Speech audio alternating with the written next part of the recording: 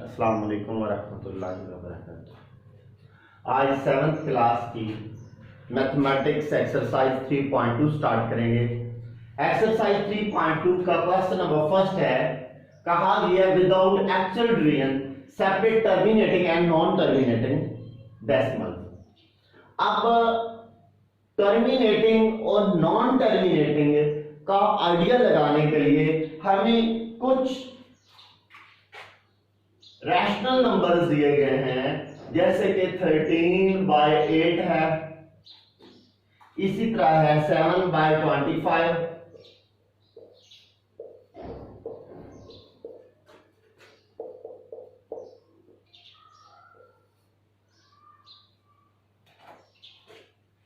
Eight bye 3 है,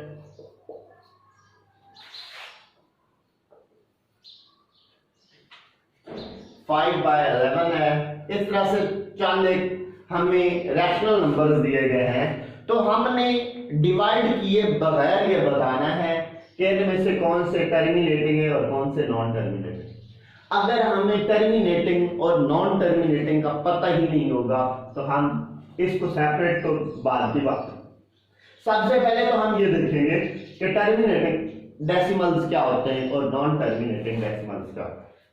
अगर तो डिवाइड करने के बाद पॉइंट के बाद जो डिजिट्स हैं वो काउंटेबल हूं, गिने जा सकते हूं, हदबंदी में हूं, उनको टर्मिनेटिंग कहते हैं। जैसे 0.125 है, 0.68 है, 0.79 है, ये टर्मिनेटिंग है। और अगर पॉइंट के बाद जो डिजिट्स हैं वो चलते रहे, जैसे कि 0.333 अप टू सो ऑन है, 1267 अप टू सो ऑन है, 686868 अप टू सो ऑन है। तो यहां पे चूंकि हम फर्स्ट लेक्चर में ये बात कर चुके हैं टर्मिनेटिंग नॉन टर्मिनेटिंग, जब हमने रैशनल नंबर्स पढ़े थे, चैप्टर नंबर 2 स्टार्ट किया था। तो टर्मिनेटिंग जो पॉइंट के बाद काउंटेबल हूं, जो पॉइंट के बाद काउंटेबल ना हो, उनको नॉन टर्मिनेटिंग कहते हैं। अब नॉन टर्मिनेटिंग की भी दो कैटेगरीज हैं, एक है रिकरिंग एंड नॉन टर्मिनेटिंग और एक है non recurring and non terminating. अब रिकरिंग से क्या मुराद है, पॉइंट के बाद एक तो डिजिट की हदबंदी ना हो और दूसरा सेम आ रहे हो, एक खास पैटर्न में आ रहा हूं, जैसे 0.333 आपको सो है। अब यहां पे 3 रिपीट हो रहा है और लास्ट वाले में 6868 रिपीट होता जा रहा है। अगर रिपीटेड हूं और हदबंदी भी ना हो तो उनको कहेंगे रिकरिंग नॉन टर्मिनेटिंग डेसिमल। और अगर पॉइंट के बाद हदबंदी ना हो लेकिन वो एक खास तरतीब में ना आ रहे हो, उनको non recurring non terminating decimals का नाम दिया जाता है। अब इसके बाद हम क्वेश्चन की तरफ आते हैं। हमें 13/8 दिया गया है, तो हमें ये बताना है कि क्या ये टर्मिनेटिंग है या नॉन टर्मिनेटिंग। अब टर्मिनेटिंग के लिए सिर्फ एक बात याद रख लें, अगर ये डिनोमिनेटर में 8 है, 25 है, 3 है, 11 है, अगर डिनोमिनेटर वाला जो डिजिट है वो 2, 5 हो या n पे डिविजिबल, ये बात याद रख लें। अगर डिनोमिनेटर में 2 आ जाता है या 5 आ जाता है या वो डिजिट्स आ जाते हैं जिनके ये फैक्टर्स होते हैं सिर्फ 2 और 5, तो जो आंसर आएगा वो टर्मिनेटिंग होगा। डिनोमिनेटर वाले डिजिट या तो 2 हो या 5 हो, या फिर वो डिजिट हो, जैसे 8 है, इसके फैक्टर 2 2 और 2 बनते हैं, लिहाजा ये टर्मिनेटिंग होगा। 25 है, इसके फैक्टर्स 5 एंड 5 बनते हैं, लिहाजा ये टर्मिनेटिंग होगा। अब ये जो डिनोमिनेटर में 3 है, ये 2 और 5 नहीं है, लिहाजा इसका जो आंसर आएगा वो नॉन टर्मिनेटिंग होगा। होगा। 11 है, इसका आंसर आएगा नॉन टर्मिनेटिंग होगा। डिनोमिनेटर में 7 आ जाए, आंसर आएगा नॉन टर्मिनेटिंग होगा। इसका मतलब डिनोमिनेटर में अगर प्राइम फैक्टर उसके बनते हो 2 और 5 या अकेले यही आ रहे हो, तो जो पूरी की पूरी वैल्यू होगी, पूरा जो रैशनल नंबर होगा वो टर्मिनेटिंग होगा, अदरवाइज नॉन टर्मिनेटिंग।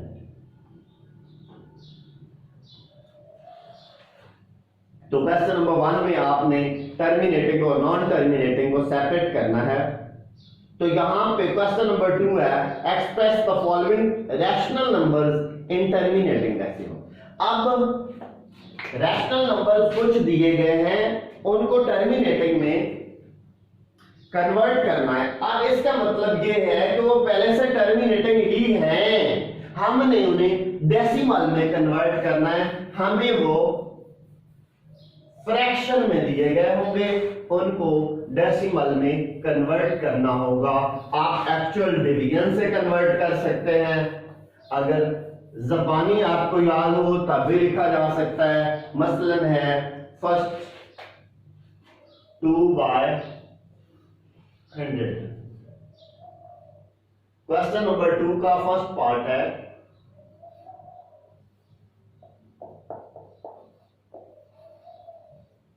2/100। अब इसको डेसिमल में हमने कैसे कन्वर्ट करना है? जैसे हम पहले कर चुके हैं, डेसिमल में दिया गया था तो हमने उसको फ्रैक्शन में लिखा था। अब 1 की जगह ऊपर पॉइंट लगा देंगे, 0 के बाद पॉइंट लगा देंगे। अब लेफ्ट हैंड साइड, पॉइंट से लेफ्ट हैंड साइड पे जो 0 होती है उनकी कोई वैल्यू नहीं होती। उसके बाद कितनी 0 है? 2 है। 1 0 ये लगा दे, उसके बाद वो डिजिट लगा दे। एक तो ये तरीका कार है।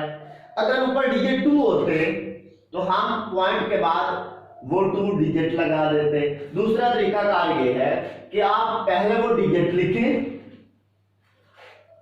और 1 की जगह पॉइंट लिखें, और जितनी दरमियान में 0 आ गई, एक तो डिजिट वाली 0 हो गई और पॉइंट के लिए 1 होगा, दरमियान में जितनी 0 आएगी वो 0 लगा दें। मसलन हमारे पास अगर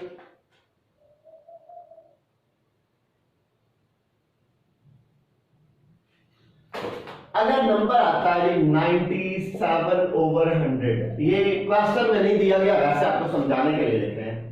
तो हम पहले तो 97 लिखेंगे। अब ये देखना है कि ये फर्स्ट 0 के लिए फर्स्ट डिजिट, सेकंड के लिए सेकंड, ये तीसरा नंबर पॉइंट है तो थर्ड यहां पे पॉइंट लगा देंगे डायरेक्ट। अगर यहां 1000 होता या 40 आ रही होती तो हम ये फर्स्ट 0 के लिए ये नंबर, सेकंड के लिए ये, तो थर्ड 0 जो है और फोर्थ 0 ये यहां पे सबमिट करते और 1 की जगह पॉइंट लगा देते। क्वेश्चन नंबर जो 2 दिया गया है, इसका सेकंड पार्ट है 27/20।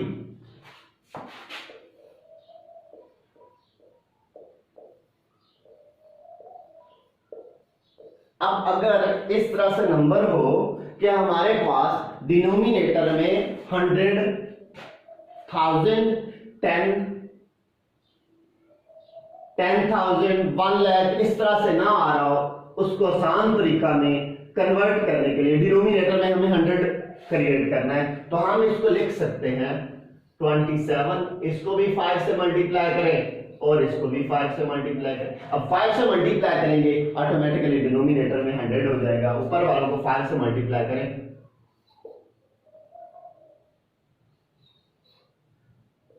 तो ये 135 आ जाएगा। डिनोमिनेटर को 30 से मल्टीप्लाई करें तो 100 आ जाएगा। अब यहां पे अंडरस्टूड बात है, पॉइंट कहां जाएगा?